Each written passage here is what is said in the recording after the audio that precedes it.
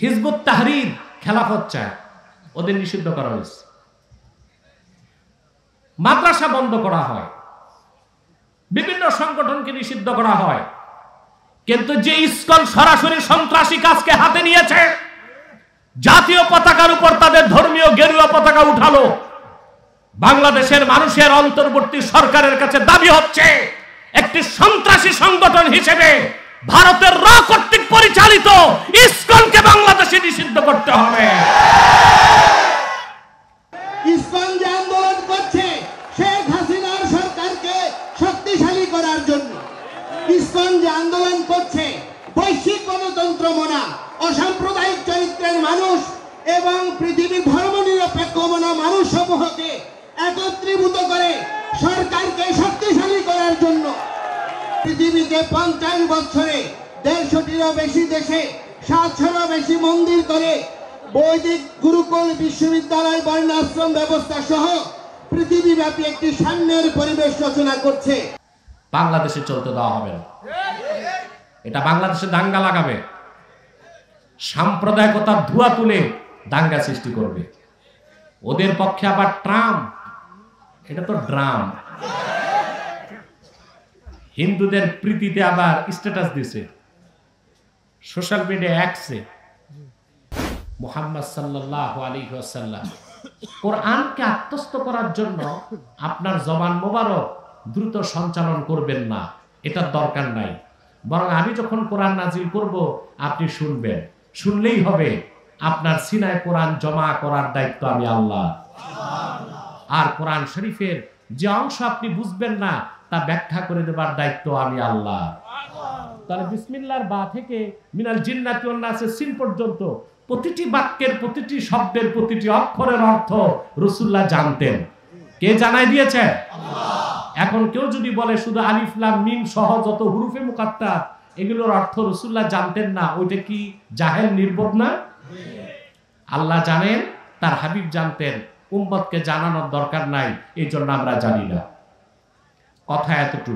এরপর আল্লাহ তাআলা বলেন, কিতাবুন আনজালনাহু ইলাইকা লিতুখরিজান নাসা মিনায-যুলুমাতি ইলান-নূর। এই কিতাব কোরআন মুহাম্মদ সাল্লাল্লাহু আলাইহি ওয়াসাল্লাম আপনার উপর আমি নাজিল করেছি যেন আপনি গোটা বিশ্ব মানবতাকে অন্ধকার সমূহ থেকে বের করে একটি নূরের দিকে আনতে পারেন। সেই নূর হচ্ছে ইসলাম, সেই নূর হচ্ছে ঈমান। সুবহানাল্লাহ। আল্লাহ তার হাবিবের দ্বীনকে বলেছেন নূর। নূর অর্থ কি? আলো। সুবহানাল্লাহ বলেন। নূর কেমন আলো তাও বুঝতে হবে। একটা হচ্ছে নার। নার অর্থ কি? আগুন। এখন আগুন ধরালে আলো বের হয় না, নিভাই দিলে আলো শেষ। আবার এই যে সূর্যের আলো, এটাকে বলা হয় দাউন, দিয়া। মেঘ আসলে আর আলো পাই না, সূর্য ডুবে গেল আলো পাই না, পাই? কথা বলে না। আবার কিয়ামত হবে, সূর্য ধ্বংস হয়ে যাবে, কিছুই পাবো না। নূর হচ্ছে এমন আলো যা কোনোদিন নিবে না। আজাল থেকে নূর, এখনো নূর, কিয়ামত তক নূর থাকবে। সেটা হলো আল্লাহর কালাম কোরআন। বলেন সুবহানাল্লাহ। ওই রকম নূর আল্লাহ বলেছেন তার হাবিবের আনিত দিন ইসলামকে। বলেন সুবহানাল্লাহ। ইসলাম গতানুগতিক কোন ধর্ম নয়। ইসলাম হচ্ছে আল্লাহ কর্তৃক স্বীকৃত, মনোনীত, প্রেরিত পূর্ণাঙ্গ জীবন বিধান। আমার দেশের শতকরা 88 জন মুসলমান ইসলাম সম্পর্কে সুস্পষ্ট ধারণা তাদের নাই। ইসলামকে আল্লাহ নূর বলেছেন।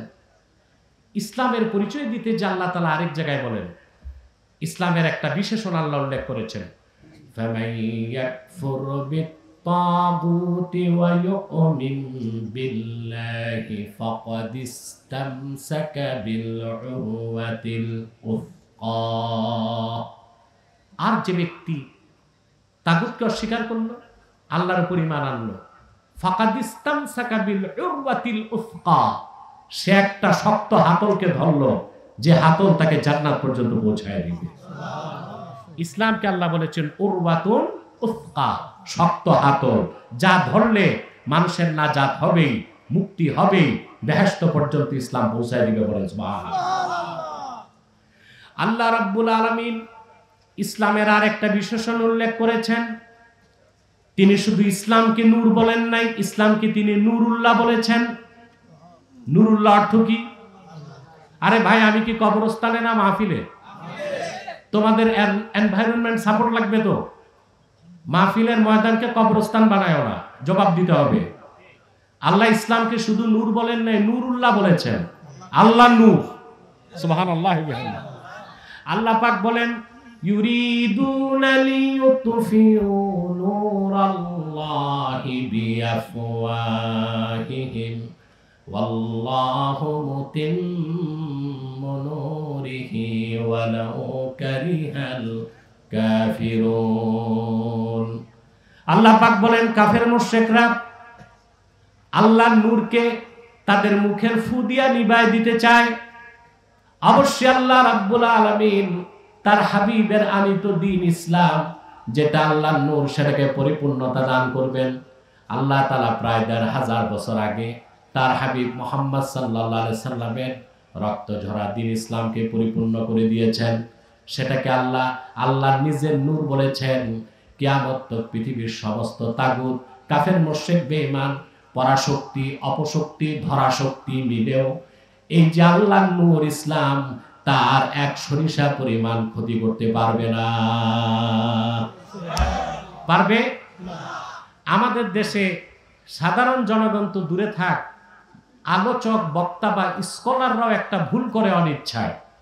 কথায় কথায় বলে, আমরা যদি সতর্ক না হই ইসলামের ক্ষতি হয়ে যাবে। না, ইসলাম ক্ষতি হওয়ার জিনিস না। মুসলমানের ক্ষতি হইতে পারে, ইসলামের ক্ষতি হইতে পারে না। ইসলামের রক্ষক কে? আল্লাহ। ইসলাম আল্লাহর নূর, এটার এক জাররা পরিমাণ ক্ষতি কেউ করতে পারে না।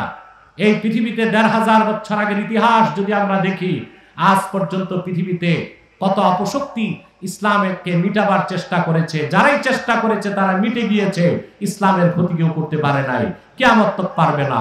ইসলাম হচ্ছে আল্লাহর নূর, এটা চেরাগে মুহাম্মাদি। যতদিন এই পৃথিবীতে নদীতে জোয়ার আর ভাটা হবে, সমুদ্রের পানিতে ঢেউ সৃষ্টি হবে, বাতাস প্রবাহিত হবে, পাখির কলরব হবে, গাছের পাতা নড়বে, সূর্য উদিত হয়ে অস্ত যাবে, ততদিন পর্যন্ত আল্লাহর নূর দ্বীন ইসলাম চেরাগে মুহাম্মাদি পৃথিবীর মানুষকে আলো বিতরণ করতেই থাকবে। সুবহানাল্লাহ। এটা কার নূর? আল্লাহ। সুবহানাল্লাহ। আমরা ইসলাম সম্পর্কে আমাদের ধারণা নাই। আমার ভাইয়েরা, আল্লাহ রাব্বুল আলামিন ইসলামকে শুধু নূর বলেন নাই, শুধু নূরুল্লাহ বলেন নাই। আল্লাহ তাআলা ইসলামকে বলেছেন দ্বীনুল্লাহ। এটা আল্লাহর দ্বীন। এই দ্বীনটাকে আল্লাহ নিজের বলেছেন। কি বলেছেন? আল্লাহর দ্বীন, দ্বীনুল্লাহ। দ্বীনুল্লাহ অর্থ কি? আল্লাহর দ্বীন। জোরে বলেন আল্লাহর দ্বীন। অন্যান্য ধর্ম যেগুলো আছে ইসলাম ছাড়া, নাম থেকেই প্রমাণ পাওয়া যায় ধর্মগুলো কোন একটি সম্প্রদায়। হিন্দু ধর্ম নাম কি প্রমাণ দেয়? ধর্মটা কাদের? খ্রিস্টান ধর্ম, বৌদ্ধ ধর্ম, ইহুদি ধর্ম। কোরআনের কোথাও ইসলামকে দ্বীনুল মুসলিমিন বলা হয়েছে? আল্লাহর কোরআনের কোথাও ইসলামকে দ্বীনুল মুসলিমিন বলা হয় নাই, বরং এটাকে দ্বীনুল্লাহ বলা হয়েছে। আল্লাহ রাব্বুল আলামিন বলেন, ইযা জাআ নাসরুল্লাহি ওয়াল ফাth ওয়া রাআইতান নাসা ইয়াদখুলুনা ফি দীনিল্লাহি আফওয়াজা। আল্লাহ ইসলামকে বলেছেন দ্বীনুল্লাহ, এটা আল্লাহর দ্বীন। তাহলে একমাত্র ইসলাম হচ্ছে সাম্প্রদায়িকতার ঊর্ধ্বে। কথা বলে না? বাংলাদেশে যারা কাফের মুশরিক, নাস্তিক, বুদ্ধিজীবী, তাদের ব্যবসার পুঁজি হচ্ছে স্বাধীনতার চেতনা, যুদ্ধাপরাধ, রাজাকার আর সাম্প্রদায়িকতা। এই ব্যবসা গেছে, ব্যবসা পুঁজি সহ গেছে, আছে না গেছে? ব্যবসা, ভণ্ডামি, কত দিতা, এগুলো তাদের নির্ধারিত বুলি, ব্যবসার পুঁজি, রাজাকার। যুদ্ধাপরাধী, স্বাধীনতার চেতনা, তারপরে মুক্তিযুদ্ধের চেতনা, রাজাকার, এরপরে সাম্প্রদায়িকতা, এগুলো তাদের পুঁজি। ব্যবসা শুধু যায় নাই, কেউ পালিয়েছে স্বামীর বাড়ি, কেউ শ্বশুর বাড়ি, কেউ জামাই বাড়ি, কেউ গেছে ওদের বাবা দাদাদের কাছে ব্রিটেন আর আমেরিকা। তওবা করে বিগত অন্যায়ের প্রায়শ্চিত্ত করার আগ পর্যন্ত বাংলাদেশে আর সেই ব্যবসা চলতে দেওয়া হবে না।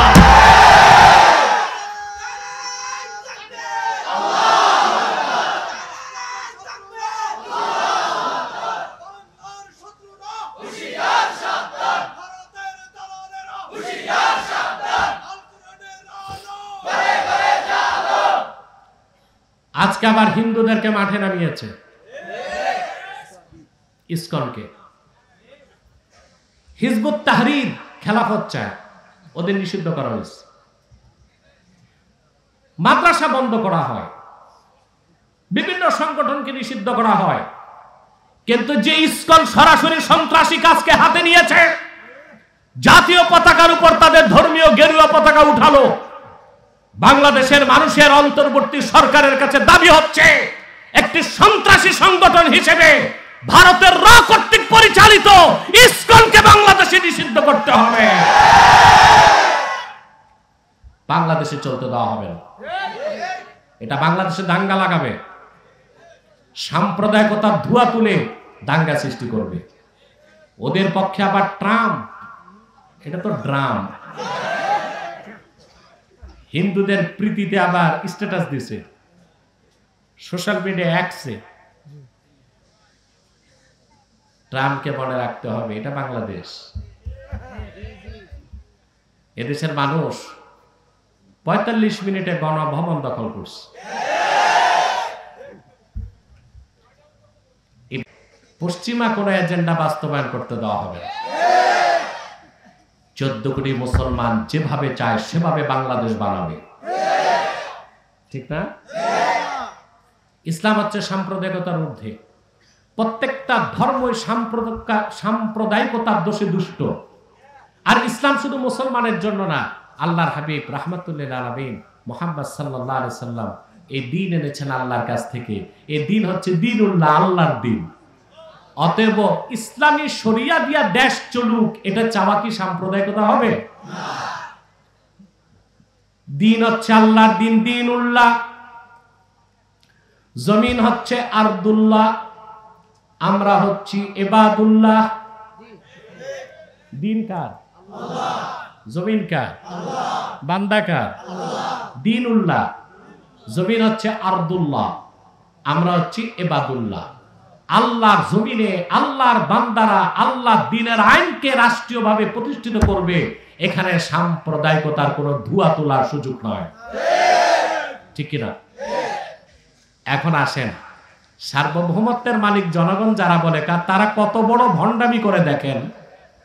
হযরত ওমর বলেছেন, আমরা খেজুর দিয়া মূর্তি বানাতাম, সম্মান করতাম, শ্রদ্ধা করতাম, চুমা খাইতাম, সিনায় রাখতাম, মাথায় রাখতাম, ক্ষুধা লাগতো, খেয়ে ফেলতাম। তো যারা বলে জনগণ সার্বভৌমত্বের মালিক, তারা আবার জনপ্রতিনিধিদেরকে এক জায়গায় নিয়ে সংসদে নিজেরাই সংবিধান বানায়, সংবিধানের উপর ঈমান আনে, আবার তারই সংবিধানকে খেয়ে ফেলে। তাই হয়েছে না? ওরা করতো মূর্তি পূজা আর এরা করতেছে সংবিধানের পূজা। আল্লাহ স্পষ্ট করে দিয়েছেন, লাহু মা ফিস সামাওয়াতি ওয়া মা ফিল আরদ, আকাশ ও জমিনের সার্বভৌমত্বের মালিক কে? আল্লাহ। তিনটা কারণে, মিলকান, খালকান, আবিদান। আকাশ ও জমিনের মালিকানা আল্লাহ। আকাশ জমিনের স্রষ্টাও আল্লাহ, আর বান্দাগুলোর স্রষ্টাও আল্লাহ। এই জন্য সার্বভৌমত্বের মালিক জনগণ না আল্লাহ। আমরা চাই সংবিধান পরিবর্তন হোক।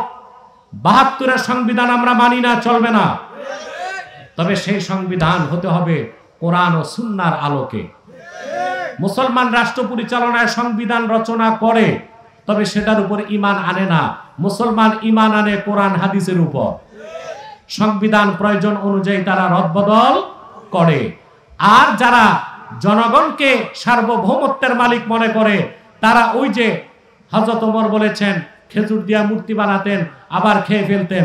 জনগণ সংবিধান বানায়, জনগণ সংবিধান ক্যান্সেল করে, সংবিধানের উপর মুসলমান ঈমান আনতে পারে না। আল্লাহ পাক তারপর বলেছেন, ওয়াইলুল লিল কাফিরিনা মিন আযাবিন শাদীদ, কাফেরদের জন্য রয়েছে দুর্ভোগ, তাদের জন্য রয়েছে কঠিন শাস্তি। আল্লাহ তাআলা এই কথাগুলোর উপর আমল করার তৌফিক আমাদেরকে দান করুক, বলুন আল্লাহুম্মা আমিন। আসুন আমি মুনাজাত করছি পবিত্র ঈদ মিলাদুন নবী সাল্লাল্লাহু আলাইহি সাল্লাম স্মরণে 15তম বার্ষিক ওয়াজ ও দোয়া মাহফিল।